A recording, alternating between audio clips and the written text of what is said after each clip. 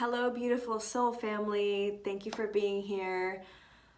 Obviously, I got bangs. I changed my appearance with Venus in Capricorn, about to go retrograde. I wanted to make something change in the outward appearance as I go into this new phase of my life with this solar eclipse happening practically 1 degree from my ascendant.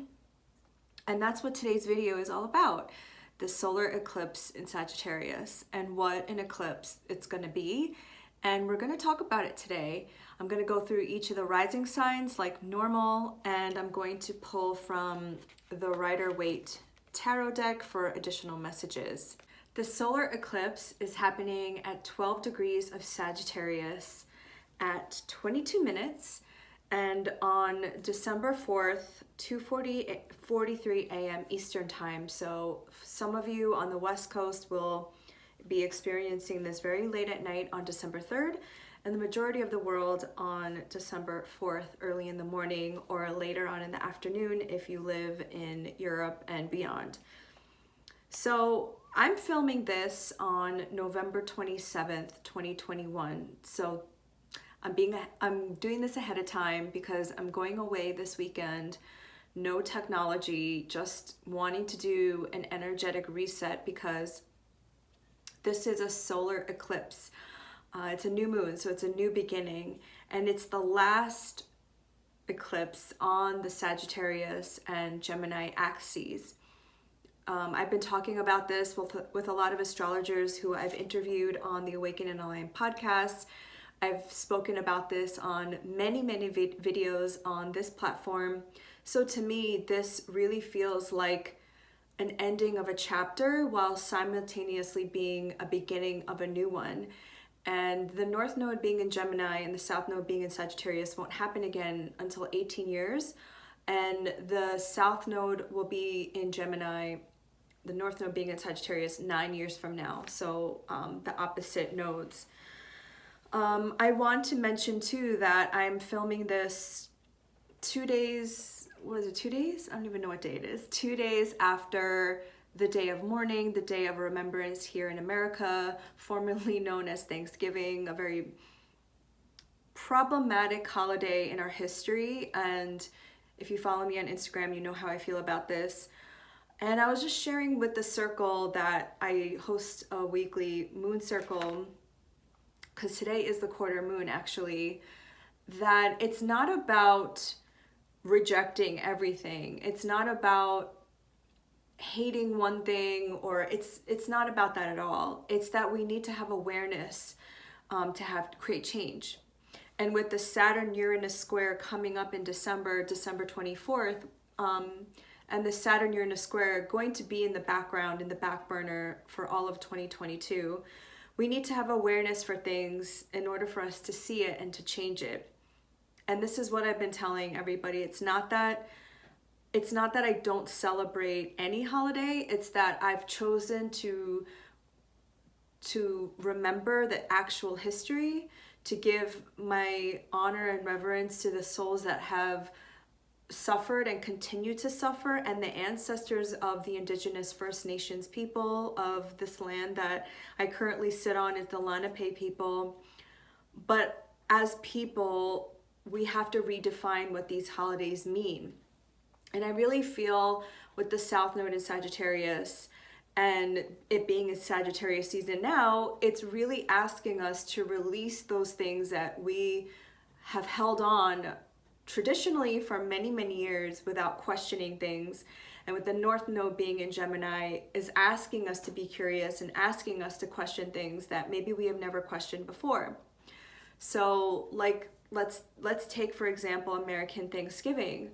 Well, why do we celebrate a day of genocide? Why do we celebrate a holiday in which, first of all, there was no real dinner surrounding it, right?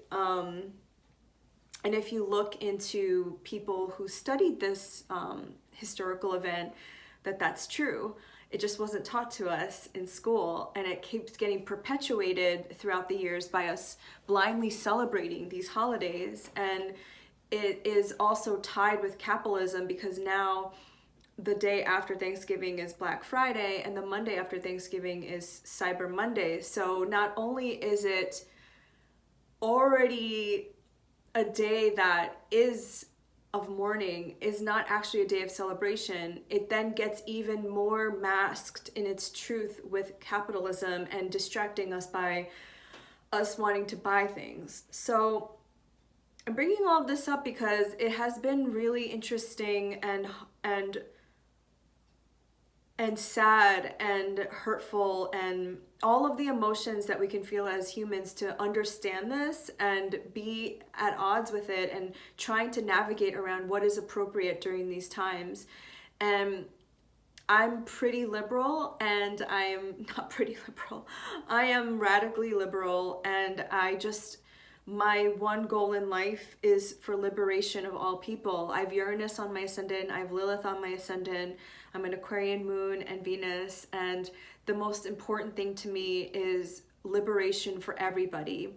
And that means speaking the truth and bringing the truth up to the surface. And that's not always going to rub people the right way, because Capricorn energy, Venus being in Capricorn, going in retrograde, and all of the Capricorn things that we went through last year was the old trying to hold its grip, and the old traditions, the old belief systems, trying to hold on to the narrative that fits them. But there's a bunch of us where the narrative does not fit, and we're trying to also be seen. Our stories are trying to be heard, and we are also just asking for equal representation.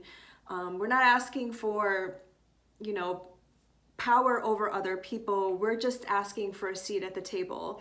Currently, the way society is that the 1% get all of the resources, all of the wealth, and all of the representation in all facets of our lives, whereas people of color and I guess the minority really is the global majority. There's more people of color in the world than not. So I say all of this because Sagittarius at the end of the day is belief, it's having faith, it's optimistic. The word jovial comes from the word Jupiter, which is the ruler of Sagittarius. It's a mutable fire sign.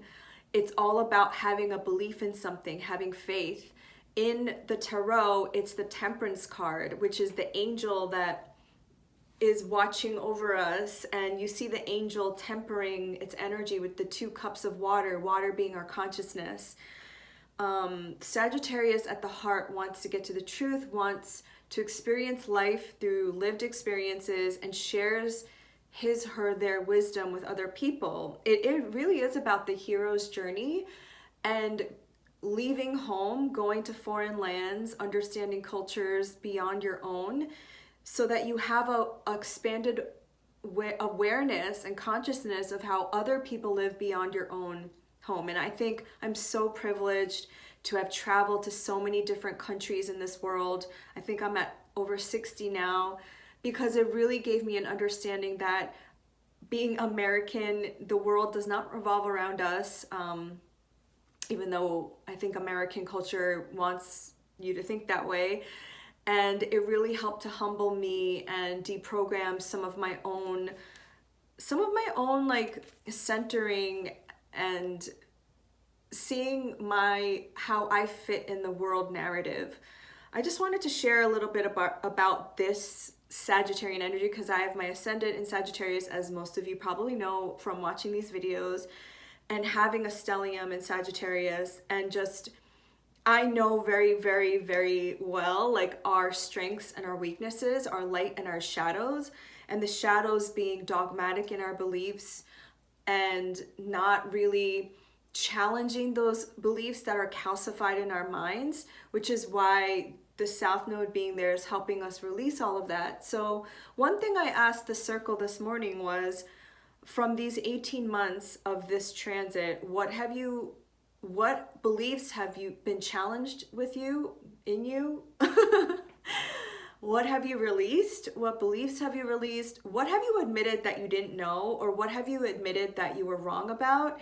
And now it's like this solar eclipse is the final ending of that learning, that lesson, that challenge. And then you're gonna have to have a whole new lesson 9 years from now, 18 years from now.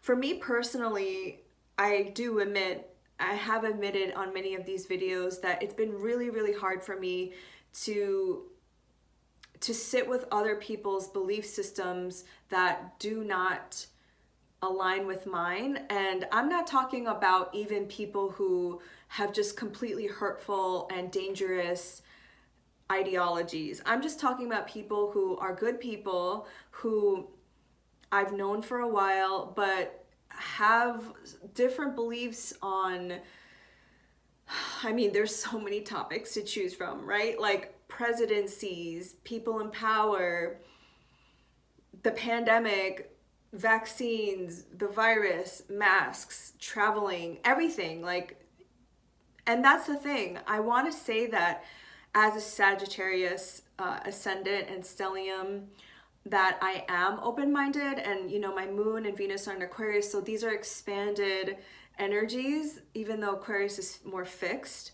But I want to say that I am very open-minded, but then when it comes to things that don't align with my values, it does really trigger me, and it does really make me stand strong in my own belief systems. And I think I came to the conclusion that that's okay. And I just have to create space for other people's belief systems, as long as they're not dangerous and they don't hurt other people, which is interesting during these times because people's fake news, people's misinformation can lead to other people getting hurt.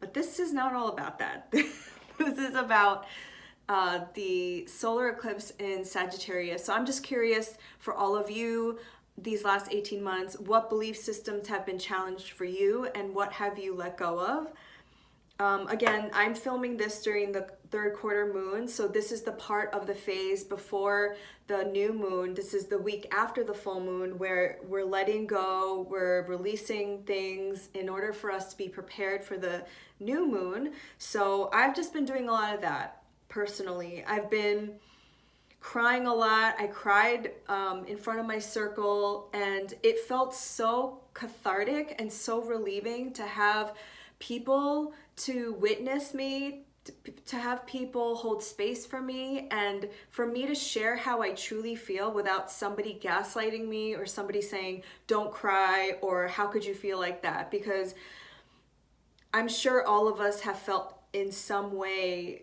those kinds of things, and it's just nice to find community and find people who can hold space for you like that. And I feel incredibly lucky and privileged that I do have people in my life who can do that for me. At the time of this solar eclipse, I do want to mention the other things that are going on in the sky. So Mercury will be conjunct to this new moon. The sun and the moon will be at 12 degrees of Sagittarius, and Mercury will be at 15 degrees of Sagittarius.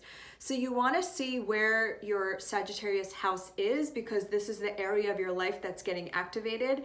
No worries, because I'm going to go through each of the rising signs, and you're going to see if you have planets in Sagittarius or Gemini, because Gemini will be the opposing energies around 12 degrees. So either 9 degrees of Sagittarius, I like to keep my orb really small, or 15 degrees of Sagittarius. And so how I like to see this solar eclipse is you're going to get an energetic wash, because the sun and the moon are coming together to renew itself. Whenever we have a conjunction with the sun, it's called like a kazemi, but I don't know if every time the moon goes through the new moon cycle, it's just the new moon.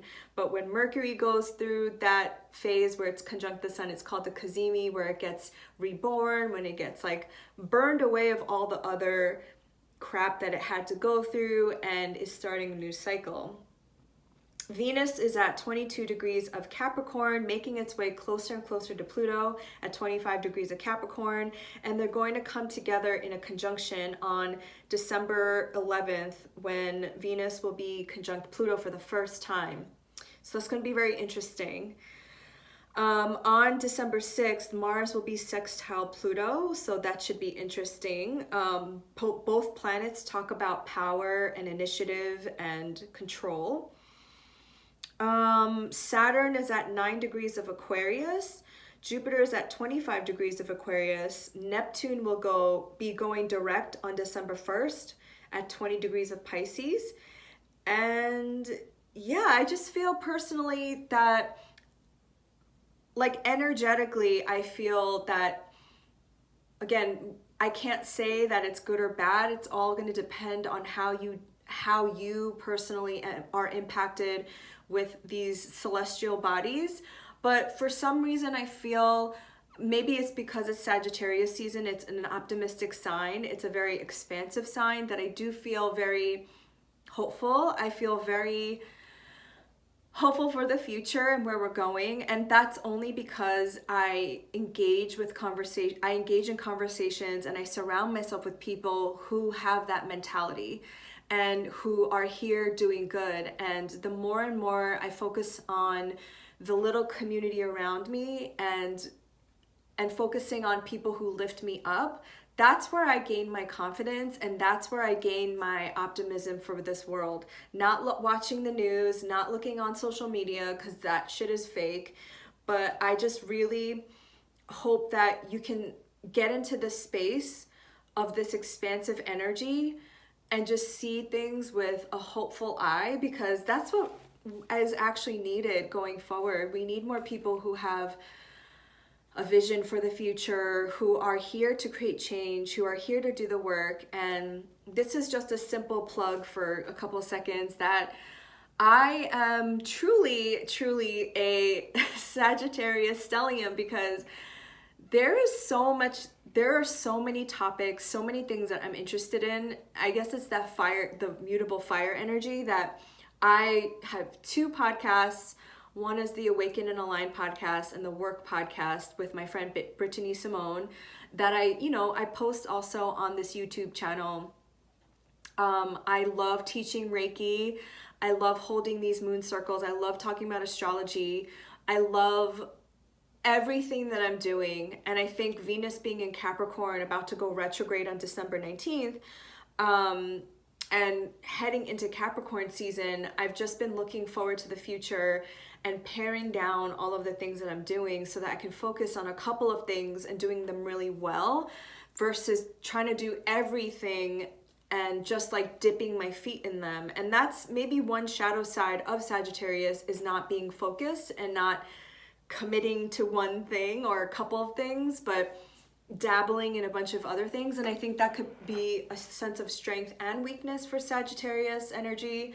But personally, I'm really paring down on what I'm doing and being really focused and intentional on the offerings that I offer and how I spend my energy. And also, I'm creating so many amazing things and doing so many things on my bucket list and manifesting things that I never thought were possible, that I'm going to be sharing as the months go forward. But as an Aries sun, I don't share, I just do until they're done. So anyway, that is all to say that I'm creating more space for all of that. And so just look out for announcements coming up of how I'm going to be changing the offerings that I'm doing. And the moon circles are also going to be twice a month versus every week. And anyway, this is another thing about Sagittarius, is we go off on these tangents. As you probably know, watching my videos by now, I try to keep these short and sweet, and I'm always like, let's just make it an hour, get to the point. But then there's so much I want to share with you that I'm like, the videos just keep getting longer and longer. So without further ado, I'm gonna get in each of the rising signs. And remember that this is a general reading. You really want to see what personal planets you have that are being activated. So if you have any oppositions, squares, conjunctions, sextiles, or trines between your personal planets or even your outer planets with any of the planets that I discussed today, but specifically the sun and the moon at 12 degrees of Sagittarius. And for all of you Sagittarians out there, happy birthday. Happy solar return. This is such a magical time of year. And yeah, I'll see you at your rising sign. Bye. Hello, Aries rising. Welcome to your solar eclipse. I guess it's a horoscope and messages from the divine. So this new moon solar eclipse, so I should stop saying that because that might be confusing. Every solar eclipse is a new moon. It's just a new moon times 100. It's just a supercharged new moon. And this is happening in your 9th house, which is a Sagittarian house. And this is your expansive need for mastership in some area of your life. So the South Node has been in your 9th house and the North Node being in your 3rd house. So you might have, during these 18 months, really had more of a focused attention on your community, the smaller community around you, your neighborhood, your siblings, maybe social media. Maybe you decided to blow up your social media, start being more engaged on there. But this access is all about learning. It's all about learning and teaching. The 9th house being a house of mastership. Some of you might have been huge travelers, but in the last 18 months with the panorama, the pandemic, you couldn't. So you had to find other ways of learning, of discovering, of going on that hero's journey. And for some of you, this might have been, you know, doing some inner journeying through your own smaller communities, your mind. Maybe you started learning something new at a elementary level. And throughout all of 2020 and 2021, the focus has really been on the top part of your chart. So Sagittarius being the 9th house, your Capricorn house is in the 10th, Aquarius in your 11th, Jupiter moving into Pisces in your 12th. So the focus has been a lot about where you stand in the bigger collective. Oh, my nose itches. Your focus has been actually possibly not on, well, yes, on yourself, because you are Aries rising, your sense of identity, I am. But in the bigger context of like, what's your legacy? How do you relate to people on a collective level, in a community level? What is your bigger purpose here on earth? And maybe these last 18 months has really had you experimenting with different things. Because I also see that you've been having these squares in Taurus and Aquarius in your 2nd house of resources and money and wealth and value with your 11th house of community. And I think that maybe some Aries risings have been trying to create new streams of income or make money in a different way with Uranus being there. And the North Node moving into that area of your house, that area of your life, the North Node being in Taurus, is an invitation for you to really do some self-worth work and valuing yourself, because when you value yourself, you'll just be a magnet for wealth and money. And the North Node is a magnetized energetic portal where you're increasing. So in the next 18 months, so after this Sagittarius eclipse, going into 2022, a lot of Aries risings could start gaining more wealth, gaining more resources, gaining more sense of self. And you're closing out this chapter in your 9th house of like what it's gonna take, releasing some old beliefs, releasing some beliefs that you're maybe taught through your religion, all sorts of things, which makes sense with the cards that I pulled for you. So we have the 8 of Pentacles, which talks about mastery, and the 3 of Swords. So the Eight of Pentacles is a Virgo card. I don't remember exactly what placement of Virgo, which is all about mastery, focusing on the little details. The Three of Swords is Saturn and Libra. And I think that these cards at the bottom deck energy is the Chariot. So either way, you are moving forward. Chariot is the Cancer card. It's all about balancing the feminine and the masculine energies, the light and the dark. Cancer is moving forward in such an abundant way on all levels. Head, heart, feeling good, feeling happy, moving forward in a way that's optimistic. And so I have a different interpretation of the Three of Swords than I think a lot of people do, because people see this card and they get really freaked out. But I see this as a cracking open.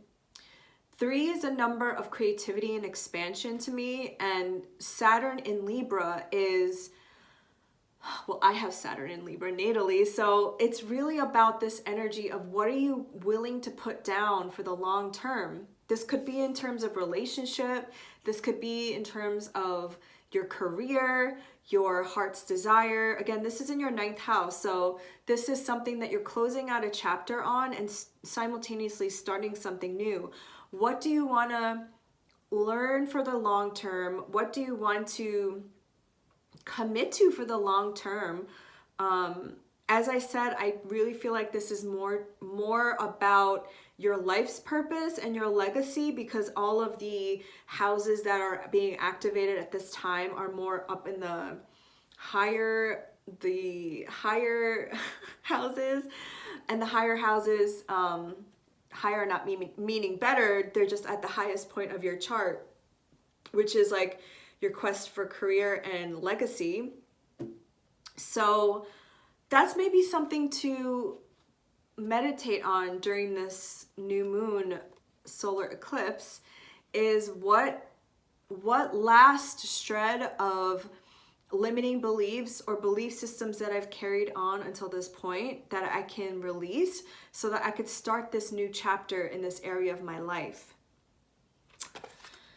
Okay, I think that's all that came through for Aries rising, but I wish you nothing but the best. And I think Jupiter moving into your 12th house at the end of December is you really going on your sacred quest for spirituality and a deeper meaning. I mean, if you're watching this, you are already. So yeah, I hope everything that you ever wanted in life comes true for you. Bye, Aries rising. Hello, Taurus rising. Thank you so much for being here. I really feel like for you, this is even like not even necessarily about the solar eclipse, because clearly I cannot just focus on one topic at a time. I've just been talking about a bunch of different things, but I just did a private reading for somebody who had their North Node in Taurus, and I told her that this is the time, whatever, like up until the end of December, whatever like ideologies you have about yourself not being able to show up, being seen, being heard, if you have limiting beliefs around what it takes to show up or what it takes to be a leader or whatever that is, this is the time to work on that and release all that bullshit. Because the North Node being in Taurus in your 1st house of your identity, you're going to be magnetic in the next 18 months, all of 22 to 2023, and people are really going to be attracted to your energy.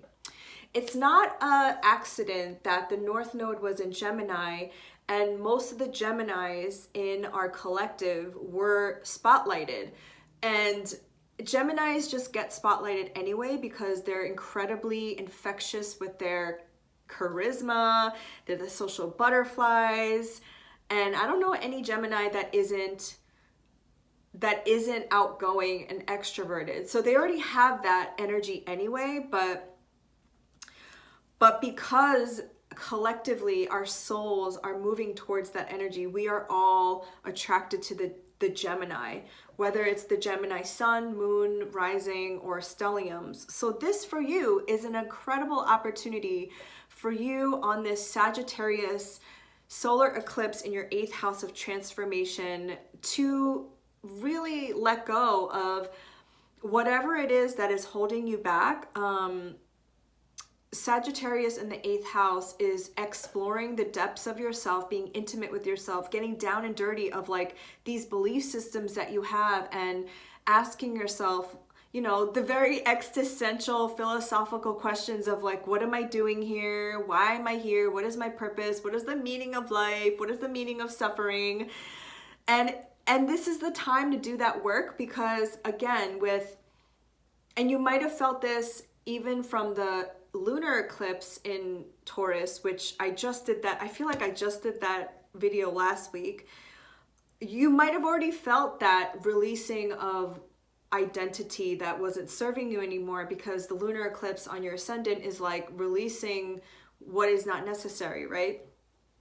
And this phase of the moon is now we're at Sagittarius, and it's asking you to question your belief system and what you believe to be true. So I think this is an incredible time for you to, until the end of December. So when you watch this, it will already be December. Oh my God, I can't believe it. Till the end of December is to really, really do that work. Because starting January of 2022, the focus will be on you. Ooh, I rhyme. And people are going to want a piece of you. You're going to be desired. People are going to want to know your energy. People are going to want to know like what it is to be a Taurus, what it is to be ruled by Venus. So if you have Taurus ascendant, a stellium in Taurus, if you are sun or moon in Taurus, this is an amazing time to really activate the high vibrations of your Taurus energy. And this is something that I've actually been calling in more of, because I have just Chiron in Taurus. I have and Chiron is not even like, it doesn't revolve around the sun. It revolves around Saturn and Uranus in that little orbit. But I am craving more of that Venusian energy that's earth-based, because Taurus is the earth sign of Venus, whereas Libra is the air sign, which rules more of like our mind and our aesthetics. The cards that I got for you, I'm telling you, is just like, what? The Magician and the Eight of Wands. So the Magician is ruled by Mercury, the mind, and it's all about manifestation, having everything that you need in order for you to create your own reality. So Uranus being in your first house is shaking things up. It's like shaking like an earthquake, like what it is to be a Taurus. And I'm sure like being a Taurus or prominent Taurus placements, you know, you are represented by the bull, and this is the year of the ox in Chinese astrology, and it takes a long time for these animals to get the fire under their ass, to move their ass.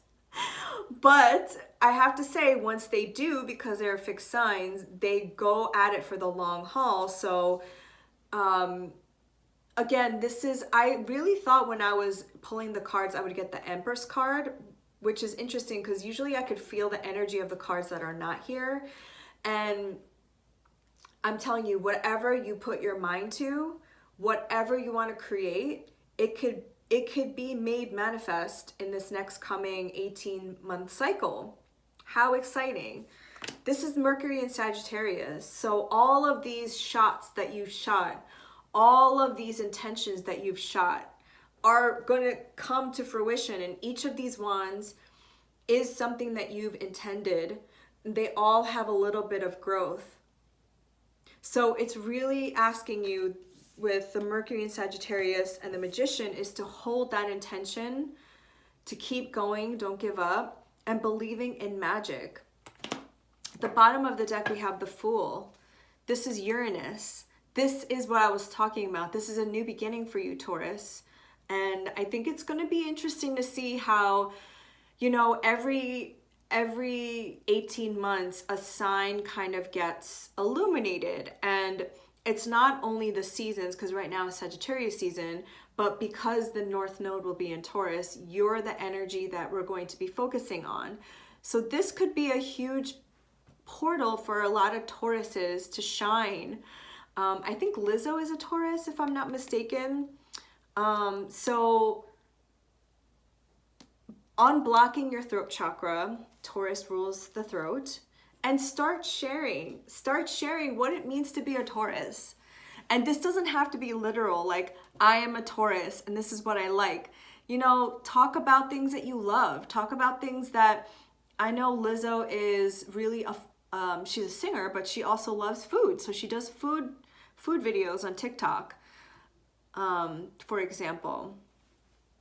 So thank you, Taurus risings. I hope you have a beautiful new moon. Hi, Gemini risings. So this is happening in your 7th house of one-on-one partnerships.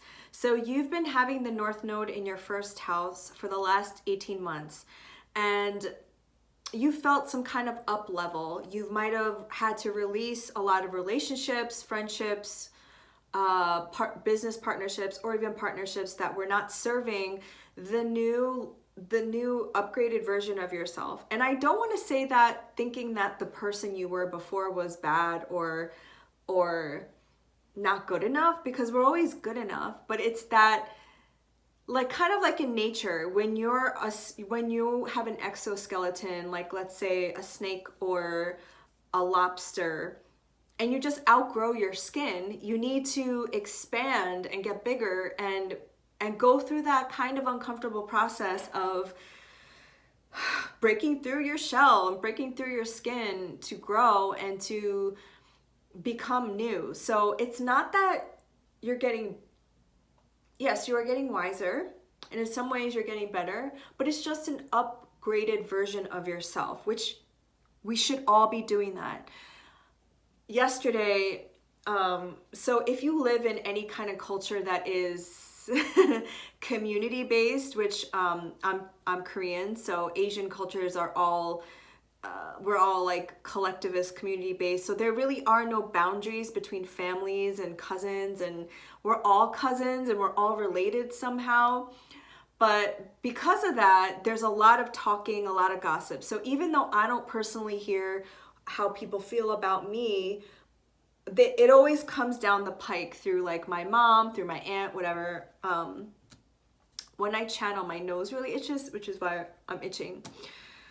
So excuse me. So my mom told me yesterday, she said that a lot of my cousins and my aunts and my uncles were telling my mom that Laura's a little different. She's changed.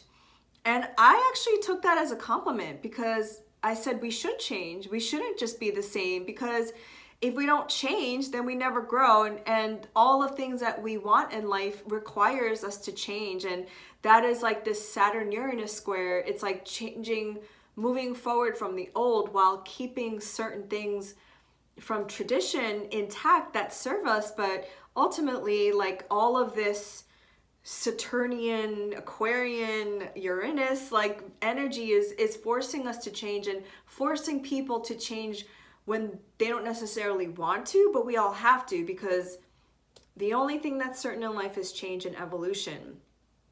Not that you are not willing to do that, because you're a mutable air sign, but I think a lot of things for Gemini risings or Gemini placements have made you change in a way that maybe you weren't ready for, or maybe that you weren't aware of. So because Jupiter is the ruler of this solar eclipse, Jupiter rules your 7th and your 10th house. So I think a lot of this has been the focus on your relationships with business partners, and it's not coworkers, because it's not the 6th house. It's more about, well, it could have been through Scorpio season, but it's more about your career and the bigger legacy that you want to leave, especially with Jupiter moving from your 9th house of mastership and higher learning into your 10th house of career and expansion, and leaving a legacy behind, and really allowing you to release all those partnerships, all those people from your life who aren't supporting you in those endeavors. Some of you at this solar eclipse might actually find a partner in life, a love partner, if that's what you are desiring. at this time, or I think solar eclipses are, you'll feel the energy from a month from now, but also if you are in a committed relationship, this might renew that energy and make you feel more committed. The cards I got for you were like, what? So I got, well, you got the King of Pentacles and the High Priestess, which again, it's all about that feeling of finally making it somewhere. The King of Pentacles is like that CEO badass person who's like, I've literally been through hell and back trying to figure something out. And for every Gemini, it's going to be something different. This might be in finances. This might be stability. This might be stability in the term of one-on-one partnerships, your career. But this is like an energy of like, I fucking made it. I'm a badass. Nobody can take me down. And I have this higher power knowledge, this intuitive sense of what is meant for me for the highest good of myself and everybody involved. And you couldn't have gotten to this space without the North Node being in your first house and the South Node in Sagittarius being in your 7th house of one-on-one partnerships, because we know where we're at based on our 7th house, our relationships. Bottom deck energy, I'm telling you, Empress, ruled by Venus. So whatever you're creating or whatever you have your sights on, you're going to manifest it because you have this energy. This is your energy right now. And when you build from this energy of like intuitive knowing of like, I got my shit together, I have a solid foundation of who I am and nobody can shake me. And the thing I love about the King of Pentacles is it's solid, it's earthbound. This plus this with the intuition, there's nothing that can stop you. Whatever you build, again, Pisces moving into your 10th house, wow. Wow. I cannot wait to see what all of you Gemini risings, Gemini placements create, because this is the most fertile. This is like all the queens in one. Fertile, creative, abundant.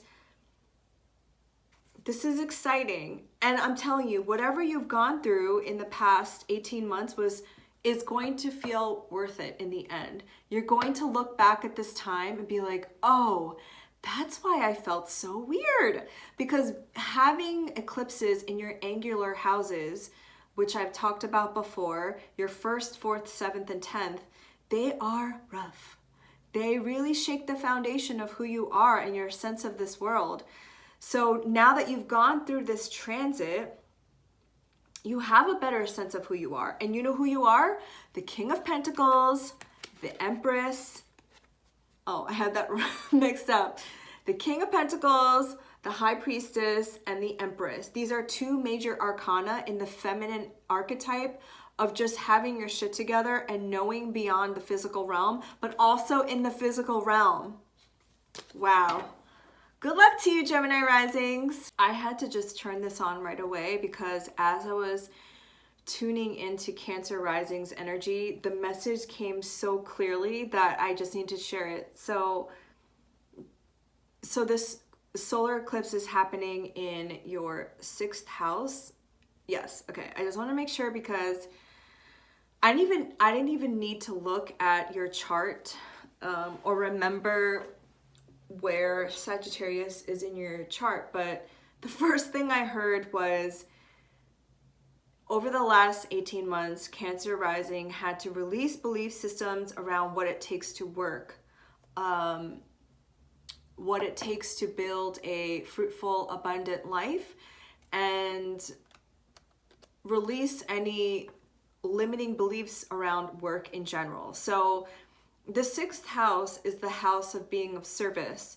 It's daily habits, rituals, work life, health habits, coworkers. So my mom is a Cancer rising, which I think is what's helping me to tap into this energy. But the Sagittarius South Node being there has asked you, whether you have surrender to it or not, has asked you to release your belief in what it means to work and and move towards more of a spiritual understanding of work. So for example, my mom's generation, which I think she's the boomer generation, they believe and still believe that hard work equals money, hard work equals wealth, work hard, play hard, but the play part wasn't even in it. I think that's my generation. Gen X to millennial is work hard, play hard. But that generation is just about working hard because that is just what they were programmed to do and programmed to believe. And what I've learned is working hard does not mean that you make a lot of money. And that's true because if working hard meant that you made a lot of money, enslaved people would have been rich. Clearly, that's not the case. People who work 12-hour shifts, working, for minimum wage, don't make a lot of money. They make minimum wage. So if that was true, then more people working 2 jobs, 3 jobs would be millionaires, if not billionaires. So what is work? And what is it going to take to have an abundant life? And I think as a collective, we are releasing that belief in, I think this is the Great Resignation. And I see all of these headlines on CNN and New York Times being like, there's no qualified workers. No, that's not it. It's that during the pandemic, people realized that they didn't want to kill themselves for minimum wage. They didn't want to work in companies that didn't value their lives. They didn't want to work for companies where they had to work 12-hour days for $7 and whatever, $8 per hour. And so they are finally saying, no, like you have to pay for my health insurance. You have to pay for my livelihood, because during the pandemic, people were getting paid more from their stimulus checks than they were working their 12-hour jobs. And that's what's really sad, is that that they saw for the first time that you don't actually have to work that much to get paid a living wage. And I think that little taste of what that could be like was enough for people to say no, was enough for people to say, I'm not going back to this job. And I think this pandemic really also made people realize that you don't have to go to the office to work. You don't need to drive 2 hours. Some people drive 2 hours to commute. Some people, like in here where we live, the George Washington Bridge toll is like $16. And like, they keep raising up the prices of our basic human, like day-to-day needs, like gas, tolls, but they're not paying people, like the inflation rate is not meeting up with people's salaries. Anyway, I hope that made sense. And I'm not sure that was a message for just Cancer risings, but as I was meditating on your pile, that was the first thing that came out, because this solar eclipse is happening in that area of your life where you're like, I don't know, like, is this job worth it?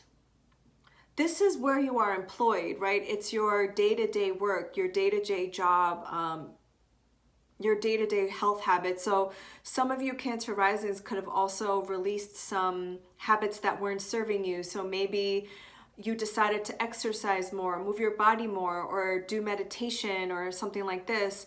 I really don't like talking about not eating sugar or carbs or anything like that, because I don't know, I'm not a nutritionist or a dietitian. I don't think any food is bad.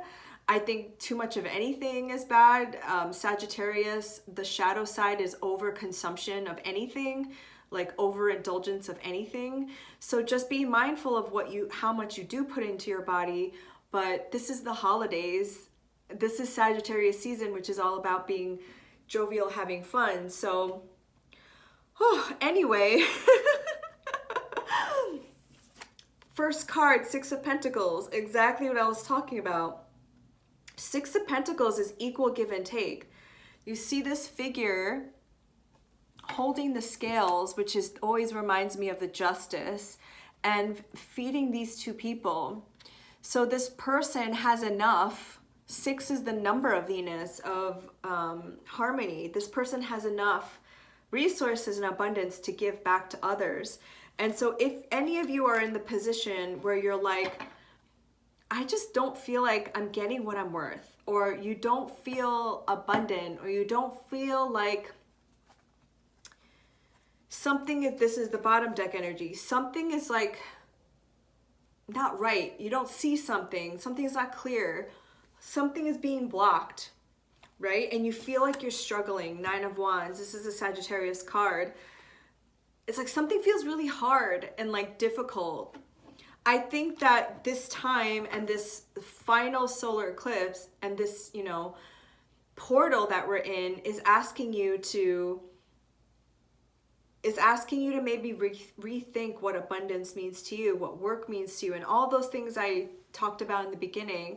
And this is going to mean something differently for everybody. What I realized, and what I keep reminding myself, is that hard work does not equal money.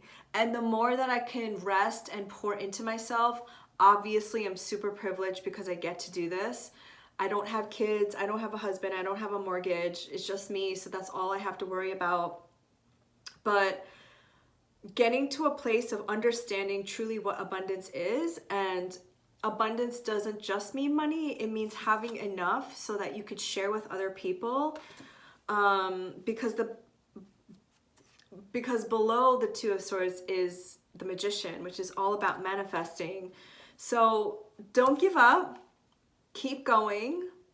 And I feel like after this release of energy and this new beginning in your 6th house, 12th house axis, some of you might have gotten really into spirituality with the North Node in Gemini being in your 12th house. Really lean into those things. Yeah, I hope that helped. I hope that wasn't too confusing. Bye, Cancer rising. Hello, Leo risings. So I think that with Saturn and Jupiter being in your 7th house of one-on-one partnerships, business partnerships, you have been possibly triggered by outside external forces forcing you to do some self-reflection on yourself and your how you hold space and how you move through this world. Saturn in the 7th house is obviously opposing your ascendant, depending on what degree your ascendant is. So that's some heavy energy. Saturn is like the daddy energy, making sure that you're responsible, that you're disciplined. And this is an energy that Leo risings, Leo placements might not be used to, because Leos always are the star of the show, do their own thing. I'm not dragging you. I'm just saying, like, that's Leo energy. It's ruled by the sun. So you want to do your own thing. You have your own sense of security. You are ruled by the sun, after all. And I say all of this because the South Node in Sagittarius has been in your 5th house of romance, of creativity, of your inner child, of children, entertainment. So you've possibly had in the last 18 months, you felt like maybe the wind beneath your wings has been not normally there, because Sagittarius is a fellow fire sign, and being in the South Node of an area of life that is usually super fun. The 5th house is a Leo house, actually.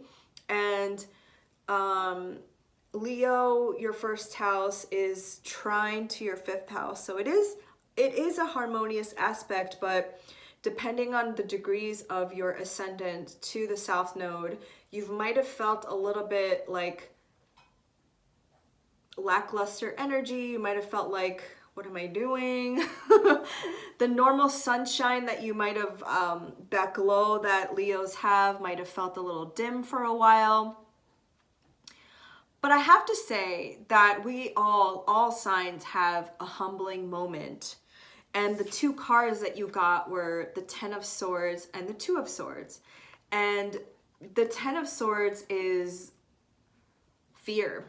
It's like not knowing who you are, not knowing where you are, what you're doing, but this is usually like in your mind's perception, right? And the Two of Swords is not seeing something clearly. So there was some kind of awareness that you had to be aware of, you know? And I love that quote in the Four Agreements at the end when Don Ruiz talks about how we can only change what we are aware of.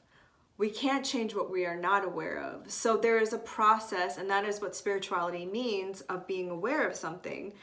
So you might have felt this way for a little while, like, what is going on? Why can't I see it?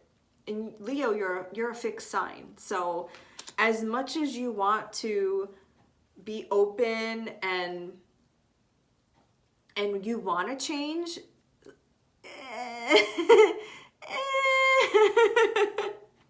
and with the South Node and the North Node being immutable signs, you've had to adapt. You've had to change. And at the bottom of the deck is the Two of Pentacles. So you have two twos, which might be a synchronicity for you. And two is the number of duality. So you might have been really faced with a little bit of some triggers from, again, with somebody that's like mirroring back your wounds, mirroring back your triggers, because this is Jupiter in Capricorn. This is asking you to change in some way. Your sense of being, your sense of who you are. I see the Two of Pentacles as change in general because you are expanding in some material way, in embodiment way. And this South Node in Sagittarius and this last eclipse in this axis is really asking you to release anything that is holding you back from showing up as the true leader, the humble leader that you are, because Leo in its shadow side is narcissistic, egotistical.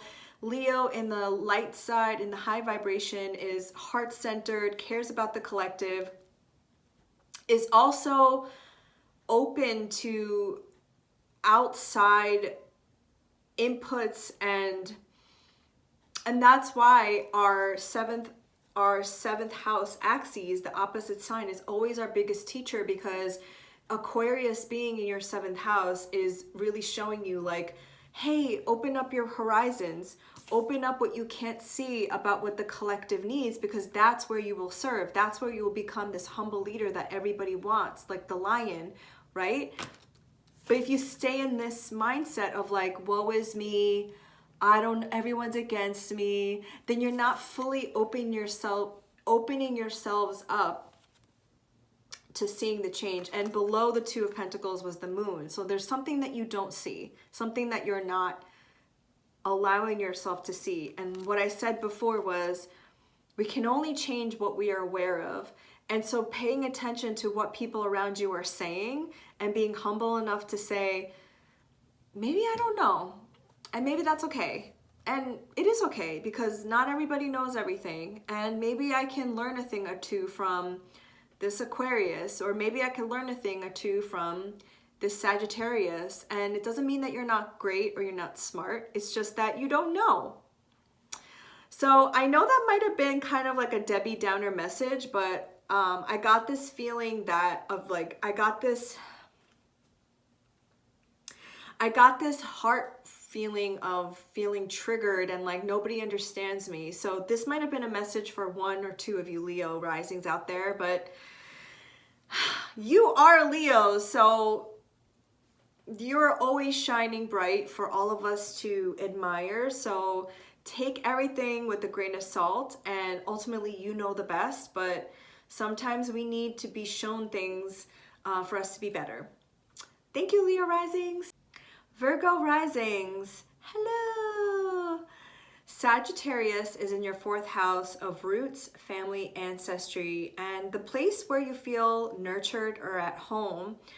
And the South Node being here could have made you release some wow, like some things about your family, your ancestry, your roots might have come to the surface for you to release in the last 18 months, maybe some family secrets, or maybe you've done some ancestry.com stuff. You wanted to know where your lineage comes from. But ultimately, this is so that you have a better understanding of who you are as a person and your ultimate legacy around on this earth that you're going to leave, because the 10th house where you have Gemini in the North Node is like your quest for your career and your legacy can only come from where you've come from. So like how you feel rooted onto this earth. And this goes beyond just even this lifetime. It could have been through many, many different lifetimes. So this new start, this new cycle here, which is simultaneously like the end, because this is the last eclipse in this Sagittarius and Sagittarius and Gemini axes, is maybe you decided after all this time that you do want to be more connected to your lineage, that you want to learn more about your roots and family, and that you want to have a better understanding of like what you want to leave for the future generations. And you know, the nodes moving into Scorpio and Taurus, with the North Node being in your 9th house and the South Node being in your 3rd house, is like learning about that, like higher knowledge, learning, education, teaching, understanding.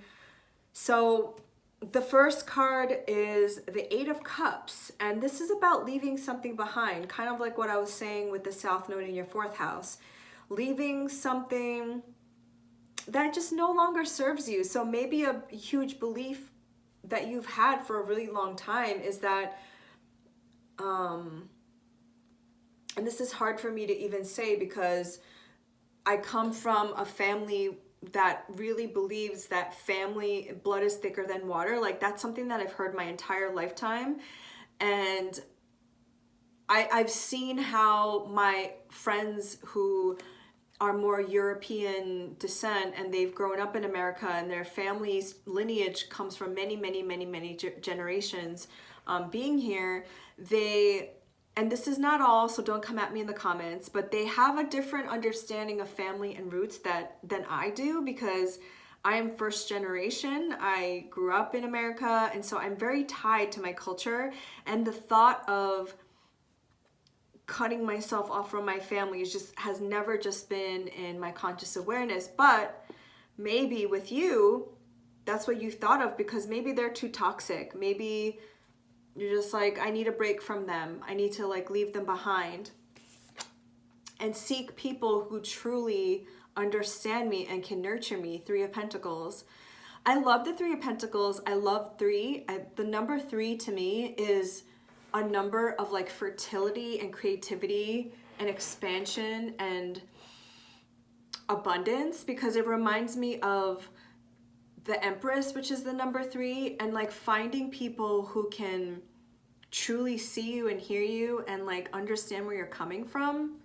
I don't know why I'm getting this vibe, but it might be like one Virgo rising who's watching this and just tapping into your energy. At the bottom of the deck, we have the 4 of Cups. And this is kind of the feeling that I'm getting, this apathetic feeling of like, I'm waiting for something, but I just feel bored with my life. Like nothing's making sense. So this could also just be like wanting to break away from your hometown, breaking away from where you're living right now. Maybe you want to move, maybe you want to travel, and you want to, I don't know, like shake up the energy. Maybe you want to like just feel renewed in some way. I think a lot of us are feeling that way. I feel like that being home for the last 18 months. I mean, I did have a little 2-month stint and adventure in Mexico last year, but this is the longest I've been in one place for a really long time. And I'm starting to feel like claustrophobic. I'm starting to feel this 4 of Cups energy. So I think follow your intuition, go on a journey, go on a spiritual journey or not, just go somewhere different, leave something behind, and truly seek what it is that really makes you feel this Three of Pentacles energy, like nurtured, seen, heard, community. This is the card of like help from a friend, help from somebody. So anyway, Virgo risings, I hope you have a beautiful solar eclipse and take care. Hello, Libra rising. Sagittarius is in your third house of learning, your community, siblings. It's a house of understanding, and it's a house of teaching as well. The South Node being here, you really had to really understand the ways in which you think. Like, why do you think? Why do you believe these kind of things? Maybe the way in which you've been approaching life is not always right. And I don't mean to come down on you. I'm just saying, you know, with every area of our lives where the South Node of Sagittarius is hitting, is asking us to see things in a different way, with the North Node being in Gemini, and releasing those pretty stagnant beliefs around some area of our life that we've held on to that no longer serve us. So you received the Four of Swords, which is all about, I think you really need to like meditate, calm your mind, go in nature, because the third house is the house of the mind. And I think maybe with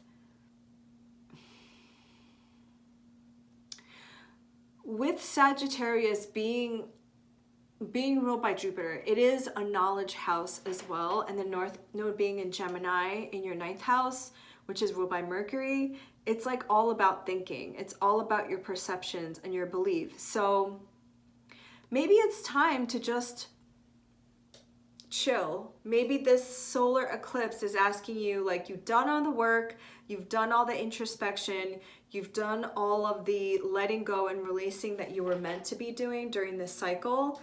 And now it's just time to rest your mind and surrender to the changes that are coming. Because you got the Empress, which is your energy. You are ruled by Venus, and this card is like my favorite. I love seeing the Empress because the Empress is super abundant. It's creative, fertile. Whatever she puts her mind to, she creates. She is the culmination of all the queens. So when you can fully rest and surrender and allow what is being released with the South Node to be released, of your understanding of your mind, because maybe there were a lot of things that you learned during this transit that you were like really challenged by, but ultimately they helped you, because you have the Queen of Pentacles at the bottom of the deck.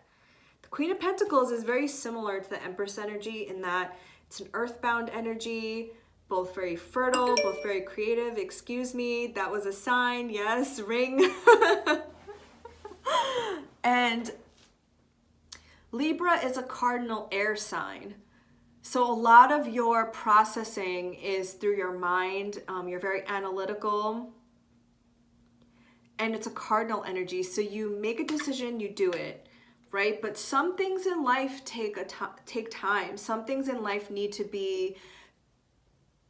to have their respect in the timing of timing, really. And I think these two, it's not a surprise to me that these are two very earthbound energies. And you got the Four of Swords, which is about like being patient and retreating and relaxing and focusing on taking care of yourself, because whatever it is that you're cooking up, and I'm thinking it has more to do with like you want to build up your resources with the Queen of Pentacles and the Empress card, and the fact that the South Node in Scorpio is happening in your second house.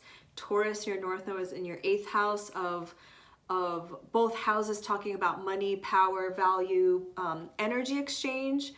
And so the more you can rest and feel the abundance, and I could talk all about this, and I think I just talked about this in a previous group. I think it was Cancer Rising. I talked about the need to redefine work and the need to redefine what abundance means to you, and and having to deprogram our minds around what it takes to create abundance for ourselves.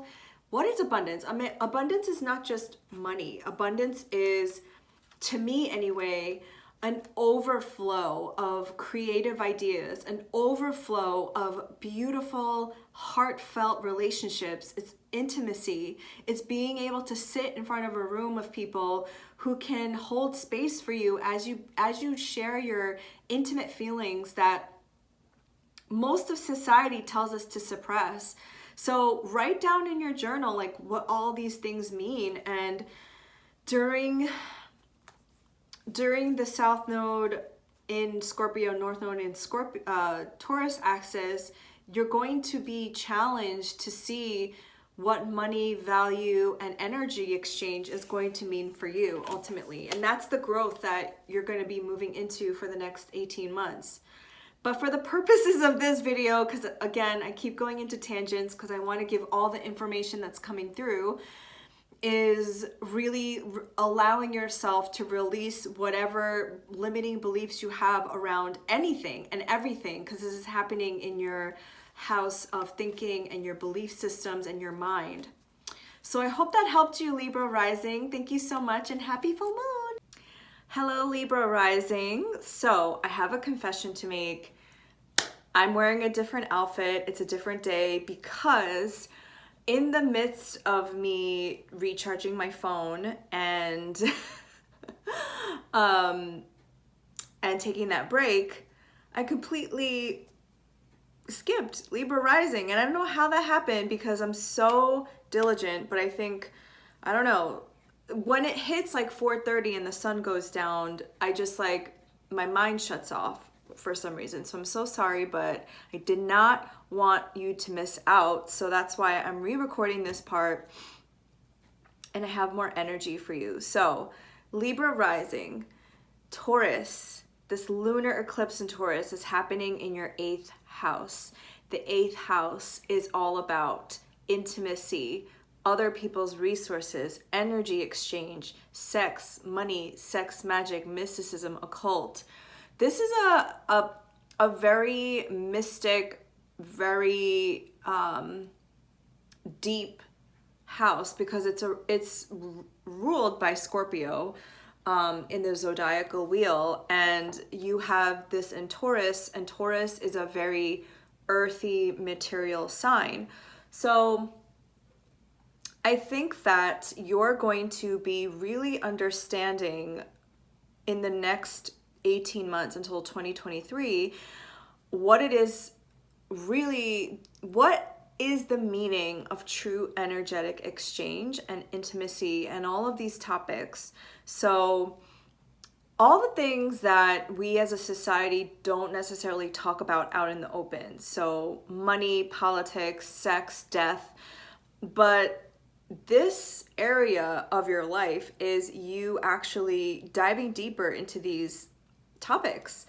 And the opposite house being in Scorpio in your 2nd house of finances, value, self-worth, money, and really understanding the polarity, and because you're going to have eclipses in Scorpio and Taurus, so your 2nd and 8th, and it talks all about like what we value, how do we feel we are worthy of, and with that you match what you can receive, because the 8th house is all about receiving, energetic exchange. And so the example I like to give is when like life coach, you have 2 life coaches. One of them has some self-worth issues, some, not feeling as confident. They will be the ones who do things for free, don't charge as much for their services. And those people are meant to not work harder, but look into their self-worth and their value. And some people who have very strong self-confidence, and I'm not talking about like ego or anything like that, but know what they're worth, know what they're valued. And also in our society, we have to like really examine what we value, right? Because traditionally, like the very old school way that we value things is through money, through status, through power. The second and eighth house talks about power dynamics, people who have all sorts of certifications and degrees, but we're moving more into a time of the idea age versus going through the traditional ways of acquiring knowledge. Life experience can be just as impactful as getting your master's. So understanding what you value and how you can use your own life experiences and skills to serve other people, because it's so easy to look at social media and compare yourself to other people. I forgot who said this quote, but comparison is the thief of joy. So I'm saying this because this lunar eclipse in your eighth house is going to really allow you to release and really understand what it is that you value, what it is that you are willing to exchange for your energy, and also physical things, right? Because Taurus is very physical. And this is a theme and topic you're going to go more in depth in the next 18 months. So Capricorn is where Venus is transiting, because this moon is ruled by Venus in your fourth house, your quest for roots and family and ancestry. So Venus will be there for 4 months until March, and it's going to go retrograde in mid-December. So I bring this up because you're going to, again, I think as a collective, we're going to really be focusing on what we value, how we spend our time, and how we spend our money. And this is a time for you to really evaluate like what's important. Is work important? Is family important? And if those things are important to you, then you have to align your actions to that. So I've been telling this to every group. If you are saying that your family is really important to you, as indicated by your fourth house in Capricorn, then are you spending enough time with them? You want to look at your calendar, you want to look at where you spend your money, so your bank account, and you want to see if what you spend your time on and what you spend your money on are in alignment with what you say you value. So the oracle card I got for you is Exchanging Gifts, number 27. And 2 is the number of duality, and 7 is the number of higher wisdom. I find this number to be quite significant too. If you watch part 1, I go through the numerology of 27, which is the degree of this full moon, and 2 plus 7 equals 9, which is an ending of a cycle. So again, I think you're going to be looking deeper into these topics of exchange, energy exchange. And what I mean by energy exchange is, like I was just talking to my mom about this because my mom is a Pisces sun, and she's incredibly empathic, incredibly nice. And so a lot of people, I wouldn't even call them friends. I would call them her like outer circle, not her inner circle. They call her and just dump all their shit on her, literally. And then afterwards, it makes her feel irritated and it makes her feel drained, because it's literally like they just want to dump on her because she's like their therapy. And I asked her, I said, okay, they're doing that for you, but do they ever ask like how you're doing? Do they ever ask you about your life? Do you do the same thing for them? And she said no. And I'm like, that's not equal energy exchange. And it's not that you do something because you know that you'll get it back, but it's just respecting your own boundaries. Boundaries. And you have the King of Cups. The King of Cups is the master at his, her, their emotions. It's the masculine. So this is beyond gender here. It's the masculine energy of being the master of your emotional body, and understanding that when you are so attuned to your value, and you're so attuned to how you feel about yourself, about the world, you will ask for what is your value. And so again, just evaluate, because this is a journey, right? Like me saying, value yourself, you know, like gain some self-worth, like those are concepts. So like you can think like, I am valuable, I am worthy of abundance, I am worthy about this. But until it literally seeps through your energy body and your feeling, then you're not going to take action on it, right? So like you have to move from concept to actual embodiment. And how you do that is just raise your prices and see what happens. Like I went through this period this year in 2021 where I have Venus transiting my second house of what your Scorpio house is, of worth, of value. And I just said to myself, I'm going to raise my prices because I'm worth it. I study, I prepare, I have a lot of knowledge, and I care about my time because money also is time. Time is money. Energy is time. Energy is money. So anyway, I didn't want to make this about like me like dragging you or a pep talk, but kind of, because I think this is the time for a lot of Libra risings. Libra's shadow side is being a people pleaser and having a hard time deciding because they're balanced, right? They weigh the negatives and the positive, but this is a time to take a stance on yourself. This is a time to really hone in on that 7th house Aries energy, the polarity, which is your quest for independence and knowing that you are worth it. Thank you, Aries rising. Happy full moon. Bye. Hello, Scorpio rising. So it was just your season. I'm sure you felt some kind of I would say for Scorpio risings, I know a few of them in my circles, they were really good with the energy. They felt really at home with Scorpio energy. So I don't doubt that having the Sun, Mars, Mercury all in your first house really you felt good. And I think anytime the Sun moves into our first house, specifically Mars too, because Mars is exalted in, well, it's in its domicile in Scorpio. You felt supercharged, you felt motivated, you felt like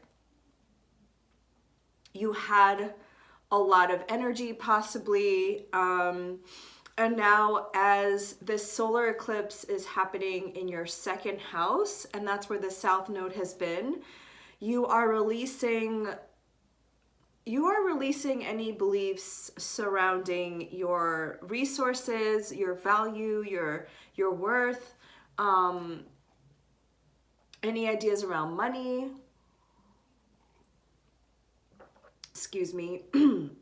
that do not serve you. I have the South Node natally in my second house, and what that usually shows me, well, I'm used to this energy, is releasing ideas of what you think money should be and what resources and energy exchange are, and moving more towards the 8th house, which is intimacy, shared resources, energy exchange. And this is just a transit for you, unless you have this natally in your chart, at which you would have a nodal return. But this is the last solar eclipse, the last eclipse in this area of your life. So again, I've asked this with my circle this morning of what have you learned in the last 18 months of this Sagittarius Gemini axis in regards to your belief systems, anything that has challenged your beliefs. And specifically for you, this is in the area of your self-worth, what you value, how you value yourself. And when I say value, I don't just mean money, but how you spend your time and your energy, and also your ideas around money, your belief systems around money, which is interesting because you got the Ace of Pentacles. And now Mercury being in Sagittarius and Venus transiting your 3rd house of Capricorn, your understanding about your physical resources and what you value is really, really going to come into play here. And the North Node is now going to be moving into your 7th house in Taurus and your South Node in your 1st house. So you're really going to be going deeper into your own value, and who you are as a person is going to completely change in the next 18 months. And this is a beautiful offering from Spirit. This is an opportunity for you to truly see your value and also see your value beyond, I have to fix my bangs. See your value beyond what you can personally do in terms of making money. And this is what I truly think when the South Node transits the 2nd house is just being here on this planet, being you, being special is enough. What you do and how you make money do not define who you are. They don't define your worth, but it's so hard for us to remember that when we live in a society that values money, that values capitalism, that values climbing up the corporate ladder. And you got the Sagittarius card, which is Temperance. And Temperance is after the... It's after the Death card, right? Yes, I believe so. This is number... Yeah, this is number 14. This is after the Death card. When you go into the underworld, as you do as a Scorpio, and again, you're very familiar and comfortable with this energy, and you go down in the depths of your shadow, your fear, your whatever is holding you back personally. And as we come out of Sagittarius, when we come out of that underworld and we go up and we go towards the sky, we have a bigger understanding, a zoomed out perspective of why we had to go through that all in the first place. And this angel is, I'm just trying to find the Death card so I can confirm this. The angel is holding 2 cups of water, tempering the energies, balancing the feminine and masculine, and water is the sign of consciousness. So for me, Temperance is always, it actually is the card of tempering our energy. I don't know what other, I can't find another synonym for tempering, but it is that when we come to understand the truth of who we are beyond how much money we make and how much status we hold, that we know our worth, and we know our worth beyond just making money. Okay, I can't find the Death card. I had to find it because it was really bothering me. So yes, the Death is number 13, which is Scorpio. Then comes Temperance, 14, which is the angel tempering the waters, the consciousness, feminine and masculine energies. So you didn't get the Death card, but this is your card. This is Scorpio season. Temperance is, you know, that higher understanding of who you are as a human being, not doing. And I think that Scorpio going into this next 18 months of the South Node going into your 1st house, it's going to be a bigger invitation for you to dissolve your sense of worth, your sense of why are you here? And Sagittarius is a philosophical energy of having these existential questions. And Scorpio is like that too. Scorpio is more about, why is this holding me back? Where are these fears coming from? And then Sagittarius is, what is the meaning of my life? What is my purpose? So I'm going to be talking more about Scorpio and Taurus, obviously, in the coming months, as the axis will shift. But I hope you have a beautiful lunar eclipse. Bye. Sagittarius rising. This is happening in our first house. So you want to see at what degree is your ascendant sign, and see if your ascendant is around 9 to 15 degrees of Sagittarius, because you will definitely be feeling this. So this solar eclipse is happening at 12 degrees of Sagittarius, and I have my ascendant at 10 degrees. So I'm definitely going to feel this, and I feel really excited, and I'll tell you why. Because as you know, I'm a fellow Sagittarius ascendant rising. I use the whole sign house system.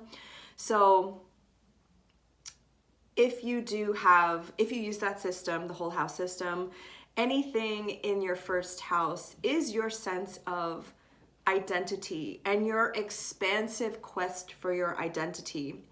And as a Sagittarius rising, I have always wondered about who am I beyond my small town? And then when I moved away from home, lived in New York City seemed too small for me. And then I wanted to explore this world beyond my own country. And that's 2001, which was 9/11, was a pivotal moment for me in understanding life is so short, and that anything can happen at any day. So that is what motivated me to travel this world and to see things outside of my comfort zone. So in 2003, I went on my first trip by myself to a foreign country, and this is another Sagittarius thing, is like leaping. I not only went to a different country by myself, but I lived there for 6 months. So I studied abroad through my college. I studied in at Granada University, at a Spanish university, where we were not allowed to speak English. It was a university in Spain, so nobody spoke English. We had to learn Spanish. And most people, I would believe, would think that was scary and would think that it was uncomfortable because you had to speak a language that wasn't of your native tongue. But for Sagittarius and anybody who has Sagittarius placements, I have a stellium in Sagittarius, so I feel very, very akin to this energy. It's not only exciting, but it makes you feel alive. Experiencing life through your senses, living through different cultures and experiences and learning. I mean, that is like such a Sagittarius energy, right? And I'll never forget how alive I felt walking through these streets, going to museums, going to these ancient castles like the Alhambra, and learning Spanish and messing up and not pronouncing things correctly, but having an intercambio, a Spanish speaking friend who could teach me, and I would teach him and her English. And the whole experience made me have such a lust for traveling. And since then, I traveled to over 60 countries and became nomadic fully in 2017, although my stopover at home has been a 2-year since actually this whole pandemic started, when the axes went to Sagittarius and Gemini. And now with the South Node being in Sagittarius, that was the South Node being in Sagittarius, which is a traveling sign, and not being able to travel and not being able to explore and do all the Sagittarian things that make us feel alive. We had to be more inward and be more investigative of our inner realm, the heroine's journey versus the hero's journey, which is going all around this world. So I felt personally, with the South Node being in the first house and having all of that, because it's a purging, it's a releasing energy. I felt lost a lot of the time. And the first card that came out was the Ten of Swords. And it's so interesting that I had a reading done by somebody who, at the beginning of 2020, beginning of this cycle of the Sagittarius Gemini axes, and this card came up. And I remember him telling me that fear is an illusion. Fear is not real. And your job is to change your perspective on what you deem as fearful and what you deem as not fearful. And I think about that all the time. I thought about that all the time during this transit because, again, so many of the things that made me feel whole and made me feel alive in this world, I couldn't do. I couldn't just travel at like my, whenever I wanted, wherever I wanted. At least I didn't feel comfortable doing that with the pandemic happening and not really knowing what was going to happen. None of us knew what was going to happen. Even today, I'm filming this November 27th, 2021, and a new variant came out, and like nobody's going to know what's going to happen a couple of months from now. So Sagittarians had to find different ways, North Node in Gemini, of our quest for identity, because the South Node was in our first house, of understanding our place in this world beyond being able to do the normal things that we were able to do. The Ten of Swords. So 10 is a completion. It's a full circle. It's like this chapter is done. We're transformed now. And now we have understanding and clarity of who we are, what our place is in this world, what matters, what is fear and what is not fear. Fear is an illusion. When we're in our ego identified space, the shadow side of Sagittarius is like knowing for sure what everything means and knowing for sure who we are and our place in this world. But the King of Swords is that it's interesting that two swords cards came out because this is all about our perceptions of ourselves and of our lives. The King of Swords is the masculine energy of logic, of really right brain thinking, masculine archetype of our mind. But he, she, they, however you identify, are the masters of our universe, of our reality. What is that? It's a Lana Del Rey song that goes, we're the masters of our own fate. We're the captains of our own soul. Na na na na na na na na na. It's that song and those lines that basically says like we're the masters of our own fate. We're the captains of our own soul. But that happens at the level of our mind and our perceptions. So that is all to say, and I feel obviously biased, and I feel like I can give more of my anecdotal life experience on this because this is the last of this lesson until, 18 years from now when the South Node comes back to Sagittarius, or 9 years from now when the North Node is in Sagittarius and similar themes will come. But it's the last like closing of the chapter of whatever perceptions you needed to heal, whether it was your belief that you couldn't do something, your belief that you weren't enough, and Venus and Capricorn in our second house of value and worth and worthiness and self-worth, being there in retrograde is again hammering down this idea that whatever those perceptions were just your ego illusions, that little voice in your head that says you can't do it or you're not smart enough. And the bottom deck energy is the Ace of Cups.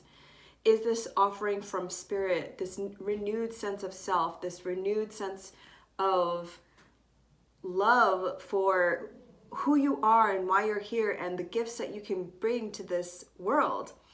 And I love that it's the Ace of Cups because Sagittarius, the shadow side of Sagittarius is almost like shutting shutting ourselves off of that emotion sometimes in the quest for understanding.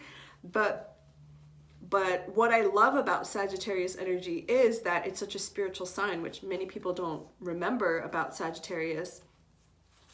And coming back into our heart space and remembering like what truly makes us feel alive in this lifetime. And just me even telling you that story of being in Granada, Spain for those 6 months really gives me hope that one day I'll travel the world like that again and be so inspired by what I see and the food that I eat and the language that I learn. And I do have hope that one day that will come back. But in the meantime, there's other beautiful things to explore. There's other beautiful things to see. And part of it is deprogramming what we thought about ourselves. So anyway, happy solar eclipse in Sagittarius. And for all of the Sagittarians who are celebrating a birthday, happy birthday. Hello, Capricorn rising. So this is happening in your 12th house. And the 12th house is the house of the hidden realm, of dreams, of letting go, of releasing. And one thing I want to say, which, I don't think Capricorn risings are known for. A Capricorn energy in general is making a commitment for the long term and not giving up. And so sometimes the shadow side of that is working too much and not giving enough time for rest. And I say that because Mars is going to enter into your 12th house on December 13th. And I'm experiencing this right now where Mars is in my 12th house in Scorpio, and it makes for sleepless nights because this is the house of dreams, and Mars being activated there, you'll feel tired, but you won't be able to sleep per se. And anyway, the South Node being in your 12th house, you're already like releasing things, but on a subconscious level, not necessarily consciously, if that makes sense. Your bottom deck energy I wanted to start with is the Nine of Swords, which really talks about anxiety, fear, sleepless nights. And this is why I believe the Knight of Pentacles came out, because this is a time to rest for you. This is a time to take it slow. And the solar eclipse is happening in your 12th house, which is a house of spirituality. And Sagittarius is such a spiritual sign. But with all of the stuff that I'm sure, if you're a Capricorn rising and you've been watching my videos, I feel like every moon cycle, I'm always saying to you that you've been through a lot. You've been through a lot of reforming, transforming, rebirthing your identity with yourself and your place in this world, because all of those planets last year, Jupiter, Pluto, Saturn, being in your first house, really like dissolving who you thought you were. Aquarius, Saturn and Jupiter in Aquarius in your second house of worth, value, money. Like you really had to see things in a different way, which might have been uncomfortable for you because your sense of being and your sense of security is like structure and knowing and doing things that you've always done before, Capricorn, right? Tradition. But this all has forced you to release some of those structures and do things in a different way, as indicated by Aquarius energy. Venus in your first sign is an amazing thing because you're becoming magnetic. Venus is a magnetic planet. It's very fertile because it's a moist and hot planet. I hate that word. But it going retrograde is going to have you reflect on, things that you've valued, things that how you see yourself in this world. And sorry I'm going on a tangent because it just makes sense with everything else going on. Like these planetary movements, even with new moons and eclipses, don't happen in isolation. They don't happen just like off on their own. Everything syncs to each other. So you also have the Seven of Wands, which talks about being defensive, fighting for what you believe in. And I think these two together talks about, and I feel like being ruled by Saturn anyway, you always probably, you feel like things take longer than you want them to. You want things to go quicker. You want things to show up. But being ruled by Saturn, everything has to be intentional. Things have to go slow. And there needs to be a maturation period. And I know for a lot of Capricorn risings who are not comfortable with that energy, because some of you might have air or fire, like a sun and moon in fire, or sun and moon in fire or air placements, which will make you want to go faster. But that's just not how this whole, I would say, eclipse and the following month of December is going to play out for you. It's going to be a time of rest, and it's going to be a time of recuperation, because what you are manifesting, what you are creating, is going to take a slow, intentional process. And it's going to require a lot of energy from you, because this is a Leo card. This is like, if you want to show up and you want it to last for a while, it's not going to be, it's going to be a marathon versus a race. And I think that's a beautiful thing, because it is the holiday season. It's going to be, the sun is going to enter your first house in December, which if you're watching this is like soon. And it's going to illuminate your body, your sense of self. And Venus being there, I think now is the time to rest, specifically with this solar eclipse, making an intention to take care of your body, rest, allow things to be released. While you're sleeping, you might be having crazy lucid dreams. But I do want to say, Capricorn rising, that in Capricorn season, it's your season. You know that energy. And Capricorn is a cardinal earth sign. And what people don't realize about cardinal earth signs is that you make shit happen in the real material realm. So I'm not saying that being patient here with the Knight of Pentacles is going to take like forever. I'm just saying, like, it could even be as quick as a month. But what you're being called to do right now is to rest your mind and your body for all of the manifestations that are going to come with it being your season. I'm trying to see what else. Yes, because the North Node is going to be in your 5th house in Taurus, and I cannot think of a better area of life for the North Node in Taurus to be, because the 5th house is all about creativity, children, romance, happiness, and it being a Taurus house, it's going to be trine to your 1st house of Capricorn. Next year, you could be manifesting a romance, children if that's what you want, a creative project. You can be really getting out there, standing out, and making real strides in manifestation. So being a Capricorn, also ruled by Saturn, you do the diligent work. You do the long-term thing in order for you to get the reward at the end. And this is your energy, so I'm not saying anything that you're not familiar with. I could use some of that energy myself. But anyway, it's all to say, don't give up. Don't give up. Just rest and start over when it becomes your season. So I hope that helped, Capricorn rising. So many solar eclipse blessings to you, and see you next time. Bye. Aquarius rising.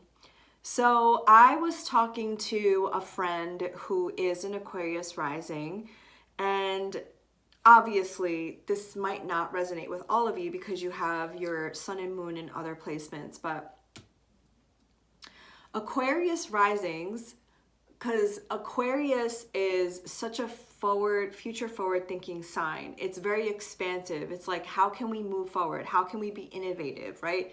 Constantly moving forward.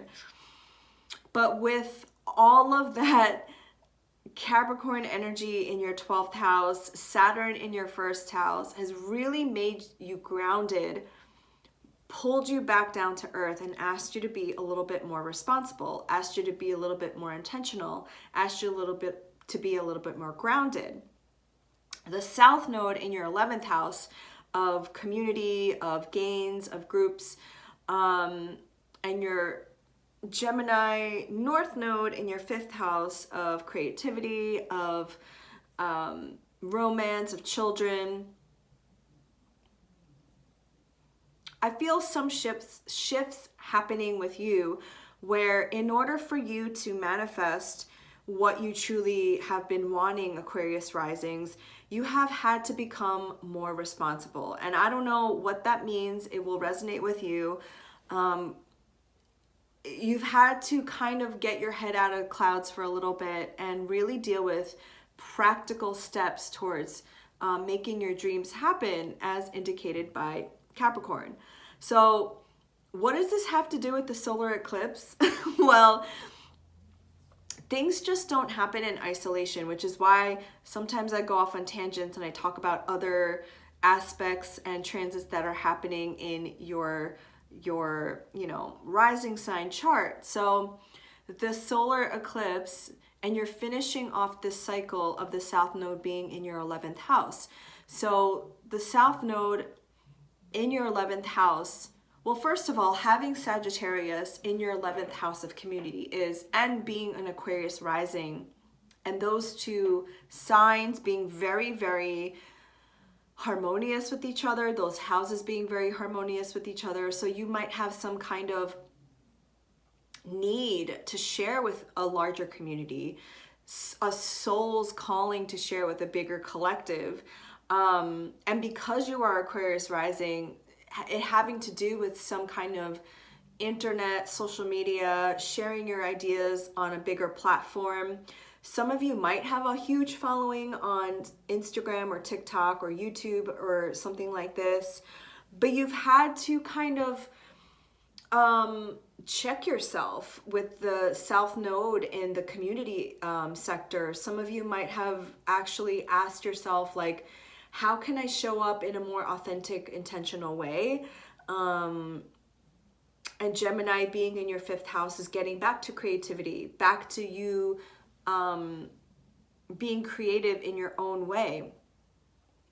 Again, this is general. This is all going to resonate with you in a different way, but just from the Aquarius risings that I personally know, a lot of them have pared down in a lot of the things that they were doing and focusing solely on one thing, one creative project at a time. And the South Node being in Sagittarius was really helping them to get more, I guess, focused in their offering. And so that makes a lot of sense because you got the Two of Swords, which is like not being able to see, not being able to decide. And Aquarius, like I said, is a very expansive energy. It's like, I want to do all of these things. I don't want to pick a niche. And I resonate with this a lot, having my Moon and Venus in Aquarius. But this time and these transits, Saturn being in your first house, is asking you to choose, is asking you to have more discernment, is asking you to communicate with authenticity, using your logical mind. And I keep thinking in my head, like, because Aquarius is like so out of the box thinker, so Promethean in nature, like so future forward thinking. I think these Capricorn transits have really made you almost like more grounded, or at least like has asked you to be more grounded and asked you to really come back down to earth and use your right brain more, to be more analytical, to be more intentional, to be more step by step in what you are offering.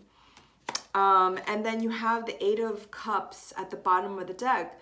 Leaving what doesn't serve you, leaving whatever feelings. I mean, Sagittarius is such a spiritual sign. It is that energy of seeking something larger beyond oneself. So I always think of the South Node in Sagittarius of really seeking something beyond the material realm and seeking, okay, let's go back to the example of having a huge following on YouTube, Instagram, or TikTok. Instead of focusing on the numbers of followers, likes, what other people want, what hits the algorithm, leaving that behind and going back to what really fills your soul. What made you get into this in the first place? Your creativity, your ability to tap into some higher energy, some kind of higher understanding, and then being able to communicate that. I think of this as the masculine of the air signs, so Gemini, Aquarius, and Libra. And then when Jupiter moves out of your first house and into your second house of resources, you're going to see this almost like renaissance of all of the hard work that you've been doing flowing into your bank account and flowing into your resources and your value because you put in the hard work, because you decided to really entertain that Capricornian, Saturnian energy. So I hope that helped, because we are going to need more and more Aquarius energy as these years go on, and being able to tap into a different way of thinking, a different way of seeing life, right? And, you know, Saturn being in your first house, square to Uranus in your fourth, in Taurus, and having that tension between like roots and family and ancestry and security versus like your sense of identity could also have played a huge role in your transformation. So thanks, Aquarius rising. Bye. Pisces rising, last but not least. Oh my gosh, I'm really excited to see what happens for Pisces rising once Jupiter goes into your first house, because, well, first, Neptune is in your first house, and it has been there for quite the minute. And it's going to go direct on December 1st. So you're going to get a little bit more clarity. You're going to come out of the fog. And it's no wonder why the Seven of Cups came out, because you might have felt really confused for a little minute there.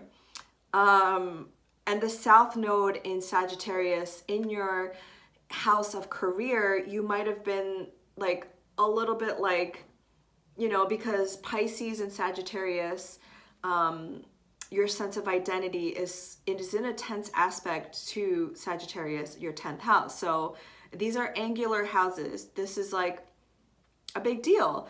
Maybe you were a little confused. Did I make the right decision? Am I making the right decisions? Am I doing the right thing? Am I going the right way? Right?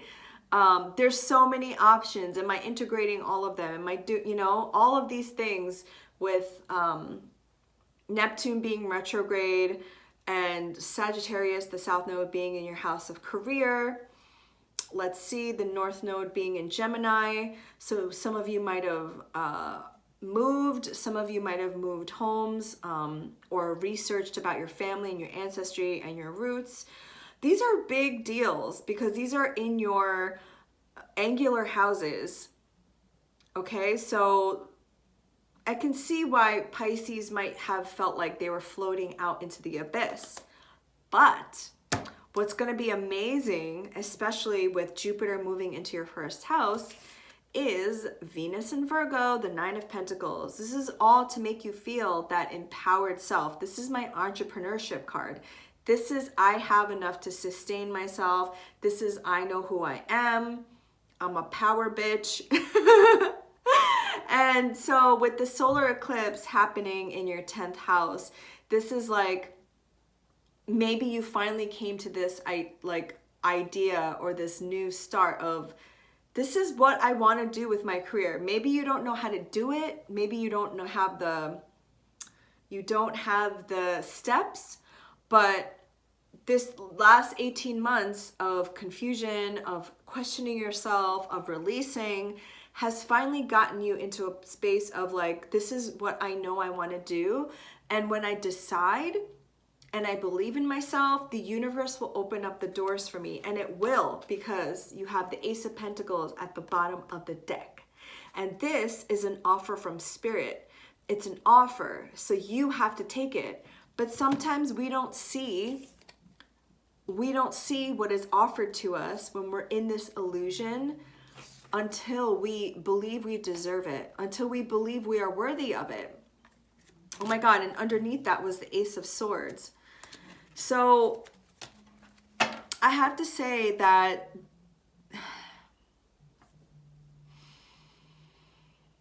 for Pisces rising and all of the mutable signs, with all of these changes happening in their angular houses, but you're a mutable sign yourself. So I feel like out of everybody, you are the one who is able to kind of like flow with these changes. I mean, Neptune again is like a very confusing energy sometimes, but the opposite side of the confusion and being in the escapism is to lean more into spirituality. And I've been saying this in every group, but people often forget that Sagittarius is a very spiritual sign, and you have a co-ruler of Jupiter. So I think that this is going to be an amazing time for you next year when you have the Jupiter-Neptune conjunction. I think it's April 12th of 2022 in your first house. You're going to feel like a mermaid, first of all. You're going to feel like this overflow of new renewal energy.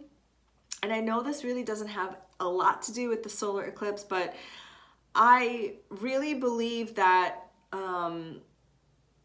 you know, one thing that happens in the sky leads to another thing, and they all talk to each other. So you're having this new beginning in your sense of self, in your identity, that is also related to your career and the legacy that you want to leave. So that is all I have. If you've made it this far, thank you for being here, and thank you for supporting this and for all of your beautiful comments. I read them, and I hope that this helped you in any way, knowing that you're not alone and that we're all going through these transits. And I will see you at the full moon in Gemini.